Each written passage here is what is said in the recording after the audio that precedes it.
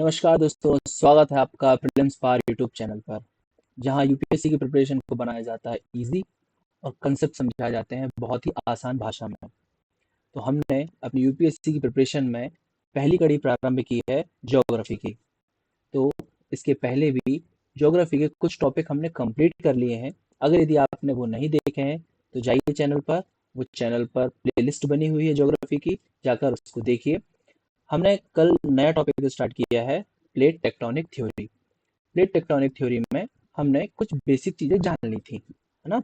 तो उस बेसिक चीज को एक बार हम रिवाइज कर लेते हैं, देन फिर हम आज का टॉपिक कंटिन्यू करेंगे।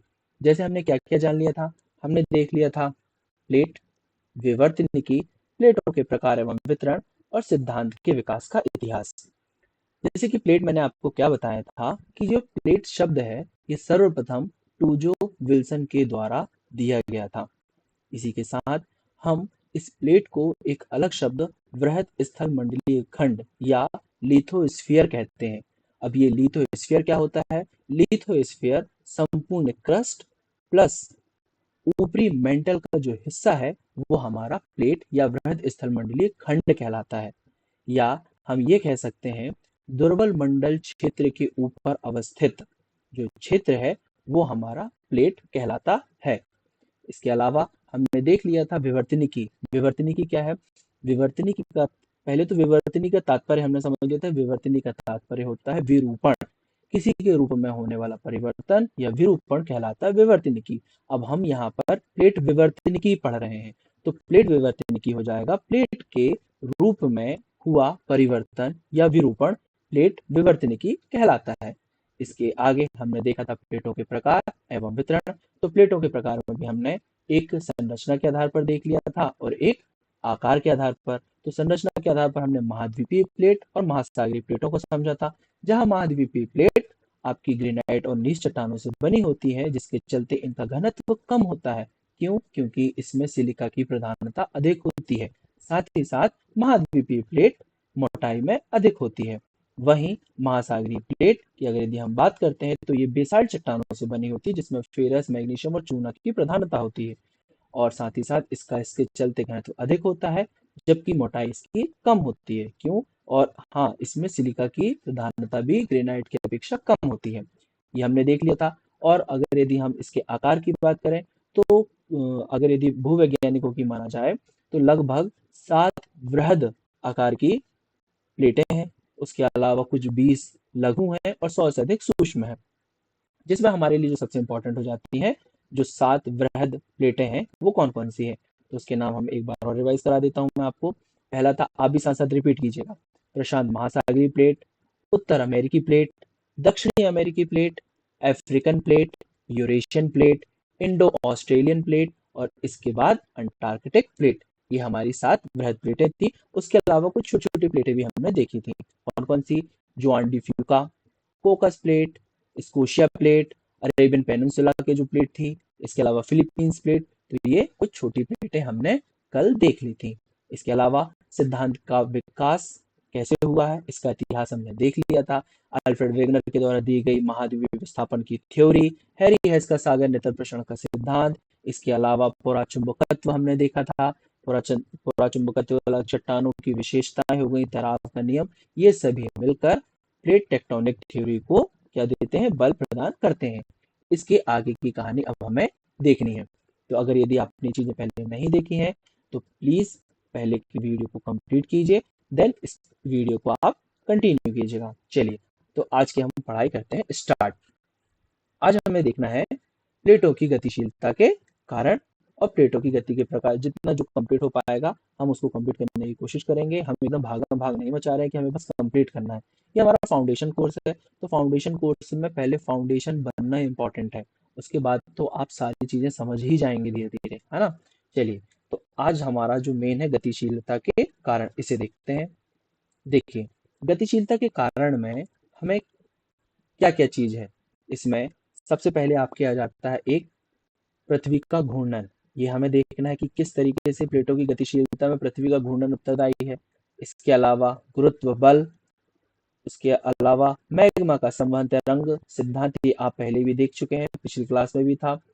इसके अलावा हमें देखना है स्लैब खिंचाव, स्लैब दबाव और एक इम्पॉर्टेंट टॉपिक मेंटल प्लूम। तो ये सारी चीजों को पहले हम कवर करते हैं। चलिए देखते हैं। हम सबसे पहले पृथ्वी का घूर्णन। अब इसको एक एक चीज को मैं यहाँ आपको समझाता जाता हूँ। पहला हमारा आ जाएगा पृथ्वी का घूर्णन।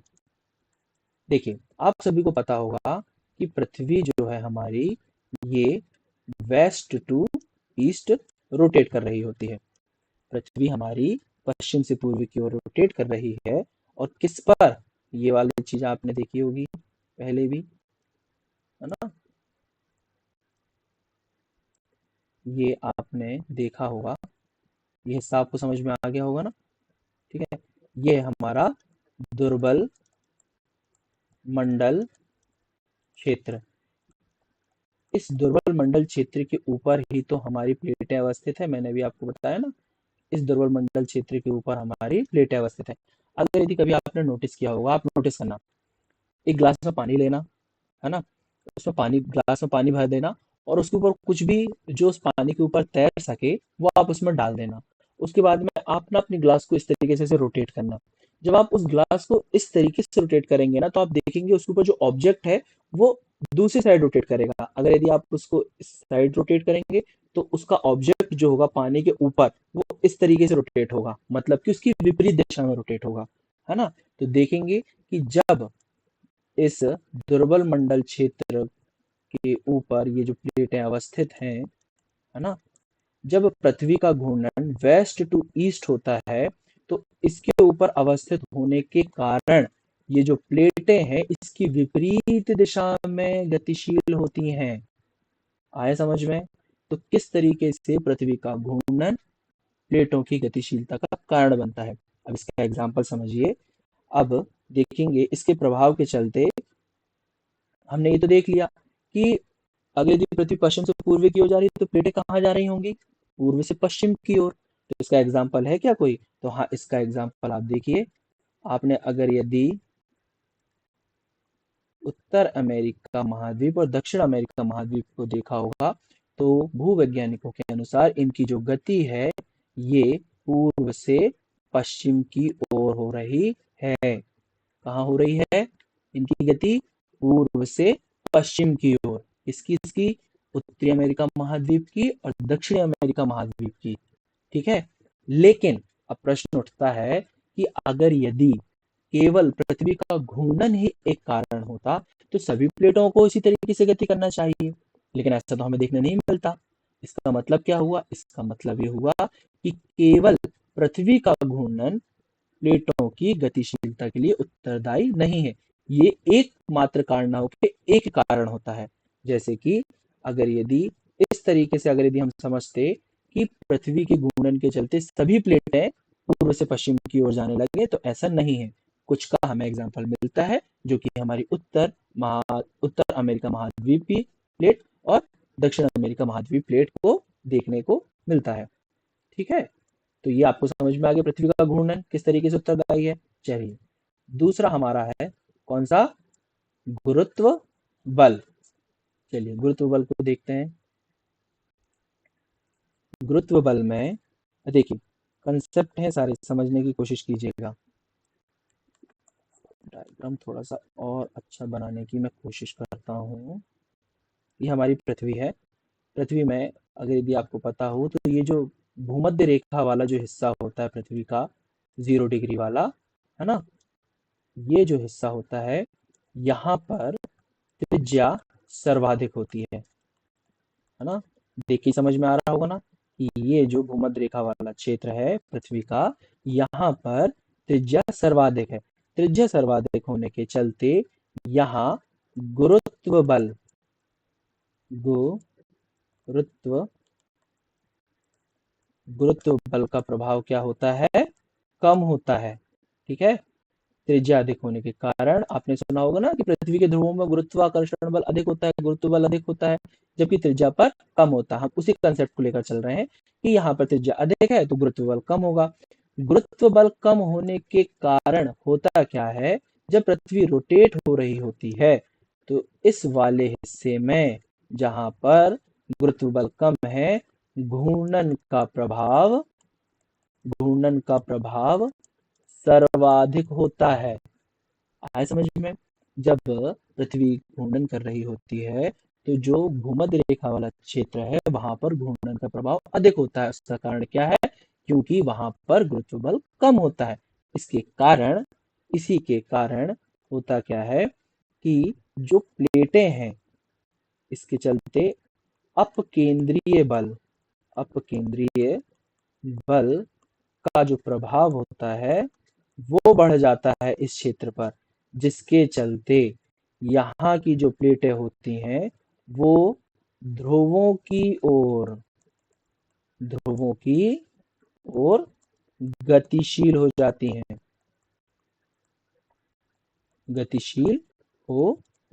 हैं, आया समझ में? एक बार फिर समझा रहा हूँ। पृथ्वी की जो त्रिज्या होती है वो भूमध्य रेखा पर सर्वाधिक होती है, जिसके चलते वहां पर गुरुत्व का प्रभाव सर्व से कम होता है। उसके कारण वहां घूर्णन का प्रभाव अधिक हो जाता है।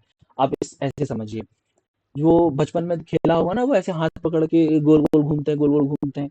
अगर यदि उनको आइट साइड से कोई रोकने वाला ना हो तो वो बहुत तेजी से घूमते रहेंगे वो लोग, है ना?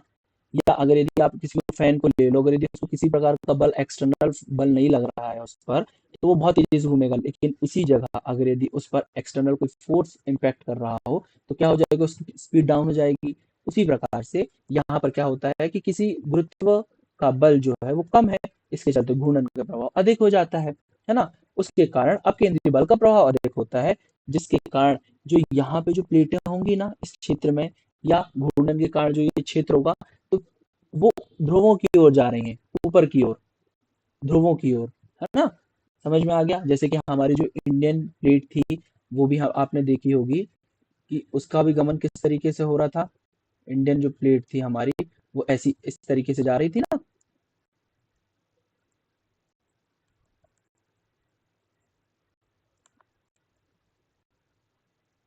है ना? इस तरीके से जा रही थी वो ऊपर की ओर। ये यही इसकी दिशा थी ना, यही कारण था। पढ़ तो लेते हैं, लेकिन कंसेप्ट के बेसिस पर अगर यदि समझोगे तो उसका मेन कारण ये है। चलिए, आपको ये भी मैं उम्मीद करता हूँ कि समझ में आ गया होगा। दो कारण आपने देख लिए, ठीक है? इसके बाद अब हम देखते हैं तीसरा कारण इसका, मैग्मा का संवहन तरंग का सिद्धांत। मैं उम्मीद करता हूँ कि अगर यदि आपने पुरानी क्लासेस देखी हैं तो मुझे इसे वापस से रिपीट नहीं करना पड़ेगा, क्योंकि 3 से 4 बार ये कंसेप्ट रिपीट हो चुका है। मैग्मा तरंग संवहन सिद्धांत आपने पहले भी पढ़ चुका है, तो इसको स्किप करके नेक्स्ट जो है स्लैब खिंचाव और स्लैब दबाव देखते हैं। देखिए क्या होता है, ये जो दो प्लेटें होती हैं, आप सबसे पहले कोशिश कीजिएगा स्लैब दबाव और स्लैब खिंचाव में अंतर समझने में, है ना? देखिए होता क्या है कि कभी भी, अब हम जब हम ज्योग्राफी पढ़ रहे हैं ना, तो इसमें सभी जगह ये चीज यूज होगी कि जिस भी प्लेट का घनत्व अधिक होगा, या वो महासागरीय प्लेट हो या वो महाद्वीपीय प्लेट हो, जिस भी प्लेट का घनत्व अधिक होगा हमेशा उसका सबडक्शन होगा, मतलब कि वो नीचे की ओर धंसेगी। फॉर एग्जाम्पल, मैंने जिस तरीके से प्लेट बनाई है, तो इसका जो घनत्व है वो अधिक है, ठीक है? इसके चलते ये नीचे की ओर सबडक्ट हो रही है और इसकी अपेक्षा इसका घनत्व कम है, ठीक है? तो देखिएगा, जब ये नीचे की ओर धंसती है या नीचे की ओर जाती है ना, तो यहाँ पर जो एक बल इसको खींच रहा होगा, इस हिस्से से ये जो बल इसको खींच रहा होगा, इसे ही हम कह देते हैं स्लैब खिंचाव। और यहाँ पर जो बल लग रहा होगा ऊपर की ओर, इसी प्लेट में ऊपर की ओर ये जो बल यहाँ पर बल लग रहा होगा, इसे हम कह देते हैं, यहाँ पर जो बल लग रहा है, स्लैब स्लैब दबाव, ठीक है? आए समझ में? ये इम्पोर्टेंट है। हम अभी जितनी भी प्लेटों में जो भी चीजें देखेंगे, ये सभी जगह यूज होगा कि जिस भी प्लेट का घनत्व अधिक होगा उसका सबडक्शन या वो नीचे की ओर जाएगी, क्योंकि वो वजन है ना? वजन होने के कारण वो नीचे की ओर धंसती है। चलिए, तो स्लैब दबाव, स्लैब खिंचाव समझ में आ गया ना। जो ये नीचे वाला जो हिस्सा होता है ये स्लैब खिंचाव है, और ये ऊपर ये जो दबाव लग रहा है ये स्लैब दबाव है। ये हो गया। अब नेक्स्ट हमारा है मेंटल प्लूम। देखिए, मेंटल प्लूम को बहुत ध्यान से समझने की कोशिश करना। हमने अभी तक क्या देखा है, अगर यदि आपने ध्यान से देखा हो, देखिए ये हिस्सा, ये ठीक है, ये जो क्षेत्र है हमारा दुर्बल मंडल क्षेत्र है।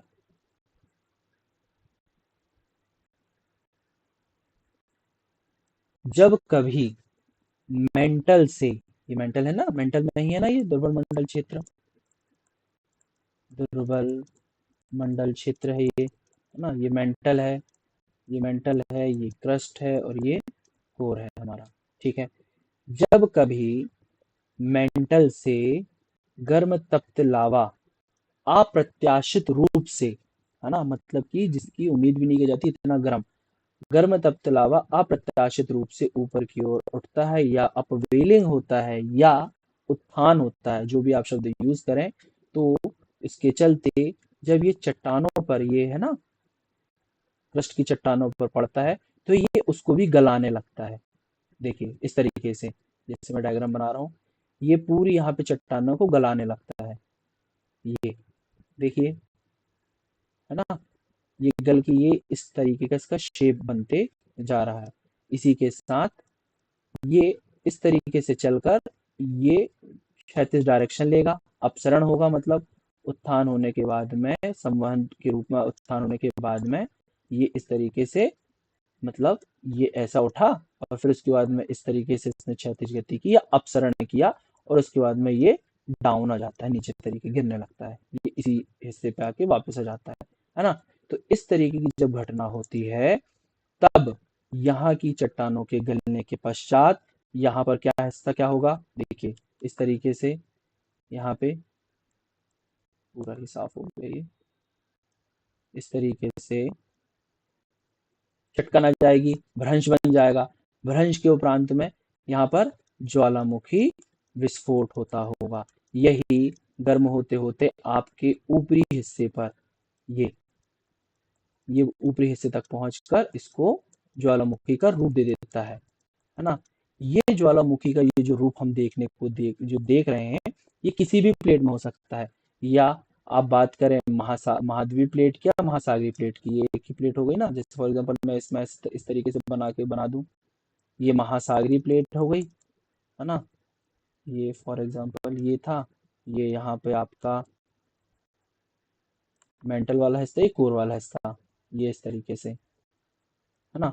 ये फॉर एग्जांपल इस वाले हिस्से में हो गई, तो यहाँ पर ज्वालामुखी विस्फोट होने लगेगा। और अगर यदि यही चीज ऊपर आके महाद्वीपीय वाली प्लेट पर लगी, तो ये इस तरीके से होने लगेगा। तो ये एक प्रकार से ये ऐसा हिस्सा होता है जिसके चलते, अब हम मेन क्या देख रहे हैं कि प्लेट की गतिशीलता में इसका क्या रोल है। मैंने जैसे बताया आपको ना, ये ऊपर गया, लेकिन इसकी जो एक क्रिया हो रही है ना, ये ऊपर जाकर वापस से इस तरीके से अपसरित हो रहा है, देन नीचे आ रहा है।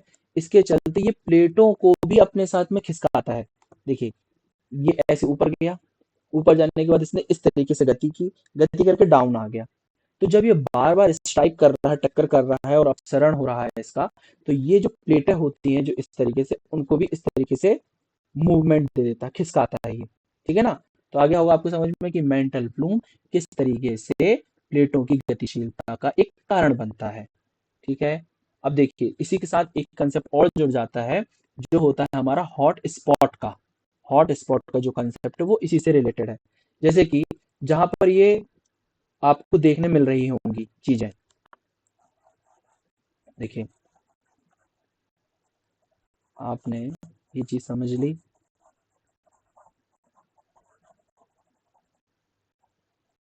देखिए फटाफट से, ये था, है ना, यहाँ पे आपका ध्रुवल मंडल क्षेत्र है, यहाँ से आपका मैग्मा ऊपर की ओर आया, है ना। कोई सी भी प्लेट हो सकती है, वो महाद्वीपीय प्लेट हो या महासागरीय प्लेट हो, और यहाँ पर ज्वालामुखी विस्फोट हो रहा है। अब ये तो इसको फीड प्राप्त हो रही है ना यहाँ से, क्षेत्र से, और ये अप्रत्याशित रूप से है। इसका जो देखा गया है, ये जो क्षेत्र है ना, ये कोर तक आता है, कोर से। मतलब कि अब आप समझिए, जैसे जैसे हम देखते हैं गहराई में जाते हैं, वहां पर तापमान में वृद्धि होती जाती है। ये भी अब स्टार्टिंग के टॉपिक में हम पढ़ चुके हैं, है ना। तो अगर यदि नहीं देखा है आपने तो उसको जाके आप देखिए। टेम्परेचर बढ़ता जाता है जैसे जैसे आप गहराई में जाते हैं। तो आप सोचिए, इस वाले हिस्से से भी अगर यदि उसको फीड प्राप्त होगी, तो वो कितना ज्यादा गर्म होगा और किस तरीके से अपना प्रभाव छोड़ेगा। ये यहाँ पे छोड़ता जाता है, तो यहाँ पे निरंतर ज्वालामुखी विस्फोट होता रहता है ना। अब वहां पे कोई भी प्लेट पड़े, इसी प्रकार का, इसी चीज से, जो हमारे पिछली क्लास में हमने देखा था ना, कि भारत के प्रायद्वीपीय क्षेत्र में बेसाल्ट चट्टानों से बना है। वो कैसे बना था? ऐसे ही बना था वो। हुआ क्या, जब वो भारत इस तरीके से अपने हिस्से में जा रहा था ना वो, तो वो होता ये है कि रास्ते में एक जगह ऐसी पड़ जाती है, रीयूनियन द्वीप। रीयूनियन द्वीप पड़ जाती है, वहां पे भी वो हॉट स्पॉट है। हॉट स्पॉट मतलब क्या? वहां पे निरंतर ज्वालामुखी का विस्फोट हो रहा है। समझ रहे हो? अब ऐसा तो होगा नहीं कि भारत यहाँ से चलना स्टार्ट किया था और फटाफट फटाफट चल के पहुंच गया, ऊपर की ओर आ गया, है ना, और यूरेशियन प्लेट से टकरा गया। ऐसा तो हुआ नहीं होगा। मतलब कई वर्षों में धीरे धीरे गति करते हुए गया होगा। तो उसी प्रकार से, जब इंडिया या भारत हमारा प्रायद्वीपीय जो भाग है हमारा, वो रीयूनियन द्वीप के ऊपर पहुंचा होगा ना। फॉर एग्जांपल, इस जगह पे रीयूनियन द्वीप है ना, और हमारा जो भारत है वो आ गया इसके पास में। तो क्या हुआ, अब जब इसके पास में आ गया, तो यहाँ की भारतीय जो प्लेट थी, उसके नीचे की जो चट्टानें थी, तो वहां पे टक्कर हुई इसकी, किसकी? ज्वालामुखी या गर्म तप्त लावा की। और वहां पर निरंतर जो ज्वालामुखी विस्फोट होते रहे कई वर्षों तक। वो काल था हमारा क्रिस्टेशियन काल था वो। क्रिस्टेशियन काल में, क्रिस्टेशियन काल में ये घटना मिलती है, दरारी उद्गार होता है। और इस पूरे क्षेत्र में, भारत के प्रायद्वीप के इस पूरे क्षेत्र में, क्या हमें देखने को मिल जाती है? बेसाल्ट चट्टानें और काली मिट्टी। आया समझ में आपको? आ गया होगा, उम्मीद करता हूं मैं कि आपकी समझ में आ गया होगा। तो हम चीजें भी देखते जा रहे हैं, उसके पीछे का रीजन, रीजन के साथ में उसके एग्जाम्पल भी। तो अब हम ये जो चीज थी, प्लेटों की गतिशीलता का कारण पृथ्वी का घूर्णन किस तरीके से है, गुरुत्व बल किस तरीके से है, मैग्मा का तरंग सिद्धांत, संवहन तरंग सिद्धांत, स्लैब खिंचाव और स्लैब दबाव भी किस तरीके से है, और मेंटल प्लूम किस तरीके से प्लेटों की गतिशीलता का कारण बनते हैं, ये हमने चीजों को समझ लिया। हमने केवल ये नहीं देखा कि प्लेटों की गतिशीलता का कारण क्या क्या है, कि पृथ्वी का घूर्णन, गुरुत्व बल, मैग्मा का संवहन तरंग सिद्धांत, स्लैब खिंचाव, स्लैब दबाव और मेंटल प्लूम। हमने प्रॉपर समझा कि पृथ्वी का घूर्णन है तो कैसे है, गुरुत्व बल है तो कैसे है, मैग्मा का संवहन सिद्धांत है तो कैसे, और मेंटल प्लूम है तो कैसे है। ठीक है। स्लैब दबाव, स्लैब खिंचाव आप समझ गए हैं अच्छे से। सेम वही चीज है।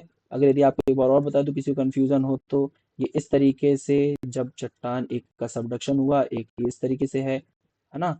ये होता है किस तरीके से? वही सेम, नीचे से यहाँ आ रहा है, मैग्मा आ रहा है, और फिर वो इस तरीके की प्रोसेस करता है, जिसके चलते ये सारी चीजें हमें देखने को मिलती है, जैसे कि आप यहाँ पे डायग्राम में भी देख रहे होंगे। देखिए, दिख रहा है ना, ये कन्वेक्शन ट्रैक्शन आ रहा है, ये इस तरीके से।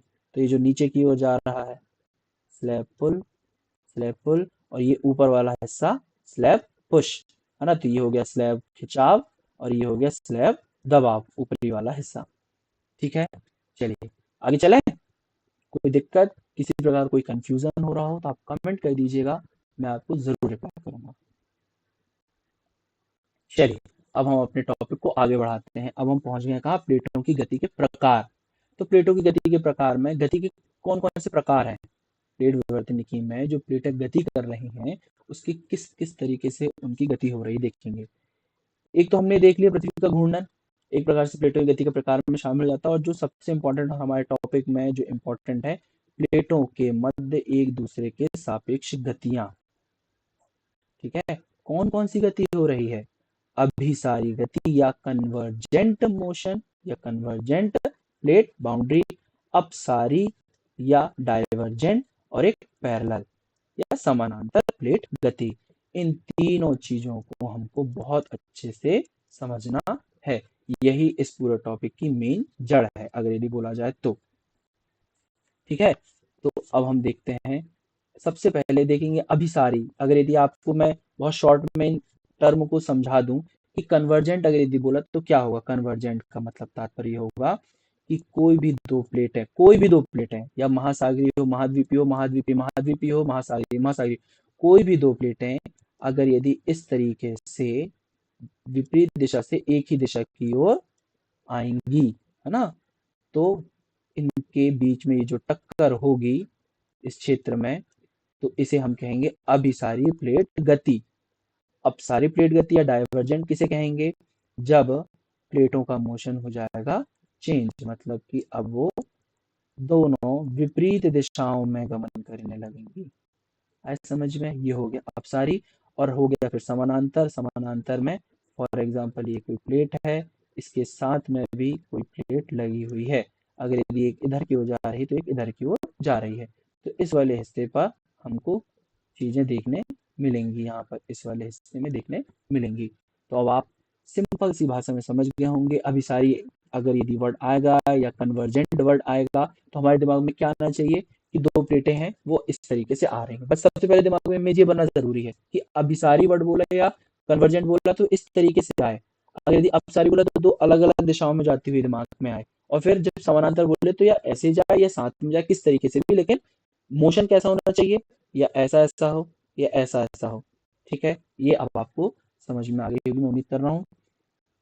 चलिए, सबसे पहला हम लेकर चलते हैं अभिसरण गति। ठीक है ना, अभिसरण गति में हम देखेंगे क्या क्या, अभिसरण गति में हम देखेंगे भाई कॉन्टिनेंट और ओशियन, मतलब कि महाद्वीपीय महासागरीय प्लेट गति, महाद्वीपीय कॉन्टिनेंट, कॉन्टिनेंट महाद्वीपीय महाद्वीपीय प्लेट गति, और इसके अलावा बच्चा कौन सा, महासागरीय महासागरीय प्लेट की गति। अब चलिए, इसमें भी वैसे हम करते हैं, एक एक को लेकर चलते हैं। देखें, अगर जब हम महाद्वीपीय महासागरीय प्लेट गति की बात करें तो ये किस तरीके से होती है। देखें, ये फॉर एग्जांपल इसको मैंने मान लिया ओशियन प्लेट, और ये हो गई हमारी कॉन्टिनेंटल प्लेट। अब हम पहले की कक्षाओं में समझ चुके हैं कि ओशन प्लेट क्या होता है, इसका घनत्व क्या होता है, अधिक होता है ना, क्योंकि बेसाल्ट चट्टानों से बनी, और कॉन्टिनेंटल प्लेट का घनत्व क्या होता है, कम होता है, क्योंकि ग्रेनाइट चट्टानों से बनी। तो ये सामान्य जानकारी हम पहले से प्राप्त कर चुके हैं। अब देखिए, जब इन दोनों प्लेटों की गति इस तरीके से होती है तो सबसे पहला प्रभाव क्या पड़ता है, इन दोनों के बीच टक्कर होने से ऊर्जा विमुक्त होती है। आए समझ में, ऊर्जा क्या होगी, विमुक्त होगी, जिसके चलते इसका एक प्रभाव हम जो फील कर सकते हैं वो क्या होता है, भूकंप आता है। जब जब दो प्लेटों के मध्य में अभिसरण गति, अर्थात जब महाद्वीपीय महासागरीय प्लेटों के मध्य में अभिसरण गति होती है, उसके चलते उनकी टक्कर से विमुक्त ऊर्जा के चलते भूकंप जैसी घटनाएं घटती हैं, पहली चीज। इसके अलावा और क्या देखने मिलता है हमको, देखें, जब इनकी गति होती है तो उससे और क्या प्रभाव होता है हमें। देखिए, ये जो प्लेट थी ना, इसी में समझा देता हूं मैं आपको। फॉर एग्जाम्पल इन इन दोनों की प्लेट के मध्य में यहाँ पे अवसाद थे, अवसाद आप समझ गए होंगे ना, इन दोनों प्लेट के मध्य में अवसाद थे।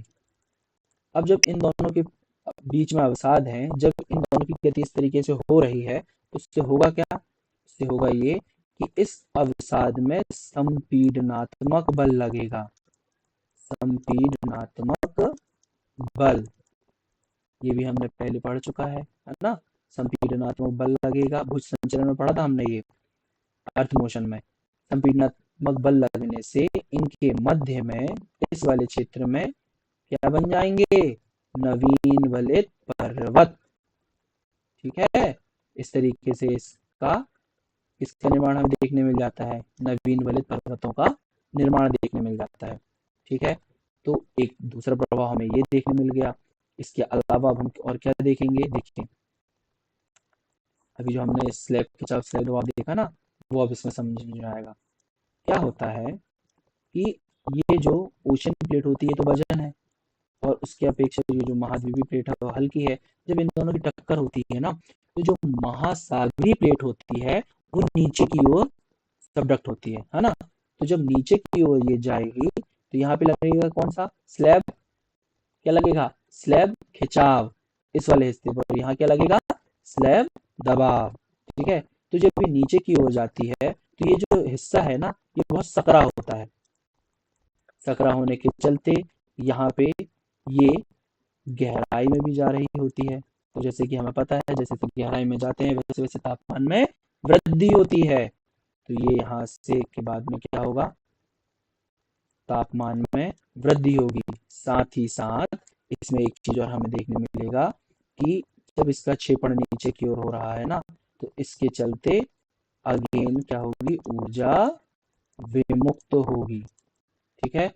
आया समझ में आपको, जब ये नीचे की ओर क्षेपण होता है तो इसका क्या होता है, ऊर्जा विमुक्त होती है। ठीक है। तीन चीजें देख ली आपने। अब देखिए नेक्स्ट, इसी में जब ये इस तरीके की गति हो रही होती है ना, कि नीचे की ओर जा रहा होता है, अब यहाँ पर है क्या, ओशियन प्लेट और ये है कॉन्टिनेंटल प्लेट। जब ये नीचे की ओर जाता है तो आप ध्यान से समझिए, अगर ये ओशियन प्लेट है मतलब कि यहाँ जल भी है, तो जल की बूंदें या जल भी यहाँ पर नीचे की ओर जाता है। और ये तो जा ही रहा है एक प्रकार से, यहाँ पर क्षेत्र सकरा है तो घर्षण भी अधिक हो रहा है। घर्षण अधिक हो रहा है तो ये जो हिस्सा है, कौन सा वाला हिस्सा, महासागरीय प्लेट का जो हिस्सा नीचे की ओर गया है ना, तो ये नीचे जाने के कारण क्या हुआ, सकरे हिस्से गर्माहट ज्यादा हुई, गर्माहट ज्यादा होने के चलते या घर्षण ज्यादा होने के चलते ये भी किसमें पिघलने लगता है। पिघलने के साथ साथ ये किसमें योगदान देने लगेगा, तो जो यहाँ पे क्षेत्र है, दुर्बल मंडल क्षेत्र, उसके समीप जा रहा होता है। तो समीप जाने के चलते इसमें भी इसका योगदान हो जाता है। और तो और यहाँ से ये जो जल मिल रहा है, ये जल इस क्षेत्र में पहुंचकर जलवाष्प का काम कर देता है, जलवाष्प में वृद्धि। तो अब आप समझिए, ये हिस्सा भी यहाँ आकर यहाँ पर बढ़ रहा है, जलवाष्प भी यहाँ पर आकर चीजें मिल रही हैं। तो उसके बाद में इन सारी घटनाओं के चलते इस हिस्से पर होता है ज्वालामुखी उद्गार। आए समझ में, ज्वालामुखी उद्गार। तो ये कहाँ पर हो रहा है, ये हो रहा है आपका कॉन्टिनेंटल प्लेट पर, मतलब कि महाद्वीपीय प्लेट पर। तो आपकी महाद्वीपीय महासागरीय प्लेट गति के चलते उसके एक प्रभाव में हमें ज्वालामुखी विस्फोट दिखता है, जिसके बाद में यहाँ पर कुछ हमें शंकु पर्वतों का निर्माण मिलता है। अब आप प्रश्न उठाइए फिर से, शंकु पर्वत क्यों बोला और दूसरे पर्वतों का निर्माण क्यों नहीं बोला, है ना। तो शंकु पर्वत इसलिए मैंने कहा कि आप समझिए कि आपने ये देखा है ना, ये चीजें यहाँ देखते हैं ना, देखिए आपने ये चीज पहले भी देखी है। फॉर एग्जाम्पल ये इस तरीके से था और ये इस तरीके से था, इसको ये मैंने दो हिस्सों में बांट दिया। इसे मैंने कहा सियाल, इसे मैंने कहा सीमा। सेम यहाँ पे भी सियाल और सीमा। ठीक है ना, समझ गए होंगे ना, सिलिका एल्यूमिनियम, सिलिका और मैग्नीशियम इस तरीके से। तो अब क्या हुआ, अब ये वाला हिस्सा तो सबडक्ट हो गया, है ना। अब जब पहले से यहाँ पर क्षेत्र में सीमा उपस्थित ही था एक प्रकार से, और यहाँ से भी कुछ मात्रा में हमें सीमा ही मिल रहा है, तो यहाँ पर सिलिका की मात्रा क्या होती है, बढ़ जाती है। सिलिका की मात्रा बढ़ जाती है। सिलिका की मात्रा के बढ़ने से, सिलिका की अगर यदि मात्रा ज्यादा होगी ना, तो उसमें विस्फोटकता का प्रभाव जो होता है वो अत्यधिक बढ़ जाता है ना। तो यहाँ पे जो ज्वालामुखी निकलते हैं ना, ये अत्यधिक तीव्र ज्वालामुखी होते हैं, है ना। और उसके चलते शंकु पर्वतों का निर्माण होता है। क्यों, सिलिका की प्रधानता है या सिलिका ज्यादा है, तो ये जो ज्वालामुखी से बाहर आती चीजें उसमें गाढ़ापन होता है, या बोला जाए तो इसकी अगर यदि हम प्रकृति बोले तो कौन सी हो जाएगी, अम्लीय प्रकृति। देखिए सारी चीजें कनेक्ट हो रही है ना, हम ये सारी चीजें पढ़ कर आए हैं। तो यहाँ पर हमने जैसे ही बोला कि सिलिका की प्रधानता ज्यादा होगी, तो हमारे दिमाग में सीधे सीधे चीजें आने लगेगी, किसी प्रकृति कैसी होगी, अम्लीय होगी, सीधी सीधी विस्फोटकता अधिक अधिक होगी, है ना। ये सारी चीजें ऑटोमेटिक कनेक्ट हो जाती हैं। इसके चलते ही शंकु पर्वतों का निर्माण होता है, मतलब कि इस तरीके से ये इनकी ऊंचाई हो जाती है। अगर यदि इसी की जगह, अगर यदि अम्लीय प्रकृति की जगह क्षारीय प्रकृति की होगी, इसका मतलब क्या होगा, उसमें जो सिलिका की मात्रा कम है, तो सिलिका की मात्रा कम है तो गाढ़ापन कम है, तो मतलब वो फैलेगा ज्यादा। तो जब वो फैलेगा तो ये शेप तो बनेगा नहीं। कौन सा शेप बनेगा, शील्ड नुमा क्षेत्र बनेगा, मतलब इस तरीके से फैलेगा ना, क्योंकि ये ऐसे, ये इस तरीके का शेप बनता है क्षारीय प्रकृति होने के कारण, वो कि कभी भी इस तरीके से नहीं बन सकता। इसलिए मैंने कहा कि शंकु पर्वतों का निर्माण होता है। आए समझ में? चलिए, तो मैं फिर उम्मीद करता हूँ ये सारी चीजें आप बहुत बेहतर तरीके से समझ रहे होंगे। अब हमने ये सारी चीजें देख ली हैं, इसके अलावा अब हम ना इसके कुछ एग्जाम्पल देख लेते हैं। एक चीज और है, हम देखिए क्या होता है, समझना। जैसे मैंने आपको यही वाला कंसेप्ट जो बताया, तो यहाँ पर तो ज्वालामुखी के चलते पर्वतों का निर्माण हो जाएगा, है ना। तो ये वाली जो हिस्सा है, ये वाला जो हिस्सा, ये अगर यदि मैं पेन चेंज करूं, तो देखिए ये वाला जो हिस्सा है ना, ये ब्लैक से, ये तो एक प्रकार से गड्ढा नुमा हिस्सा दिख रहा ना, तो ये बनाते हैं गर्त। ये हिस्सा क्या बन जाता है, गर्त। तो यहाँ पर तो ज्वालामुखी ही था, है ना। तो अपन को यहाँ पर गर्त भी देखने मिल जाएंगे और ज्वालामुखी भी बन जाएंगे देखने के लिए। तो इसका कोई एग्जाम्पल है? अब इसका आप एग्जाम्पल देखिए, कंसेप्ट के बाद अगर यदि आप समझ चुके हैं तो एग्जाम्पल आपको बहुत जल्दी समझ में और याद नहीं करना पड़ता फिर हमको, फिर हमें एक बार में चीजें समझ में जाती कि हाँ ये चीजें वहां तो हमें देखने मिल जाएंगी। देखिए, अगर यदि मैं आपको इसका एग्जाम्पल बताऊं, तो ये देखिए, ये मैंने बना के रखा हुआ था उत्तरी अमेरिका महाद्वीप में। हम एग्जाम्पल देखेंगे, ये उत्तरी अमेरिका और दक्षिण अमेरिका में, ये हमारी प्रशांत महासागरीय प्लेट है ना, इससे सटी हुई ये प्रशांत महासागरीय प्लेट हो जाएगी, ठीक है। और ये हमारी उत्तरी अमेरिका, नॉर्थ अमेरिका है, ये साउथ अमेरिका है। तो जब इन दोनों की टक्कर होगी, इन दोनों की टक्कर होने से क्या हुआ, देखिए उत्तर अमेरिका में बन गया रॉकीज माउंटेन, सीरीज बनती है नवील वरीय पर्वतों का श्रृंखला बन गई। यहाँ पर क्या बना, एंडीज पर्वत की श्रृंखला बन गई। जो हमने पहला समझा था वो आ गया, हो गया अप्लाई। चलिए, फिर उसके बाद में यहाँ पर देखिए बीच बीच में हमको क्या मिलेंगे, ट्रेंच मिलेंगे। जैसे हमें ग्वाटेमाला ट्रेंच मिलेगा, ठीक है ना, पेरू ट्रेंच मिलेगा, चिली ट्रेंच मिलेगा, ठीक है। तो मिल रहे हैं हमको, आ रहा आपको चीजें समझ में। इसी के साथ में हमने क्या बोला था, ज्वालामुखी कहाँ विस्फोट होगा, कहाँ पर, महाद्वीपीय क्षेत्र पर। तो यहाँ पर हमको क्या मिलता है, माउंट होड। उत्तरी अमेरिका में देखेंगे तो माउंट होड, माउंट शास्ता जैसे ज्वालामुखी पर्वत देखने को मिलते हैं। वहीं हमें दक्षिण अमेरिका में माउंट कोटोपैक्सी, माउंट ओजस डेल सलाडो जैसे ज्वालामुखी पर्वत देखने को मिलते हैं। तो मैं उम्मीद कर रहा हूँ ये चीजें आप बहुत बेहतर तरीके से समझ रहे हैं, है ना। किसी भी प्रकार का कोई भी आपको कंफ्यूजन हो तो आप बेझिझक कमेंट में पूछ लीजिएगा, मैं आपको उसका रिप्लाई दूंगा। तो आज की क्लास हम यहीं पर रोकते हैं, इसके आगे की चीजें हम कल कंटिन्यू करेंगे। अगर यदि आपको वीडियो अच्छी लग रही हो तो आप इस वीडियो को लाइक कीजिए, चैनल को सब्सक्राइब कीजिए और अपने फ्रेंड्स के साथ इसको शेयर कीजिए। Thank you.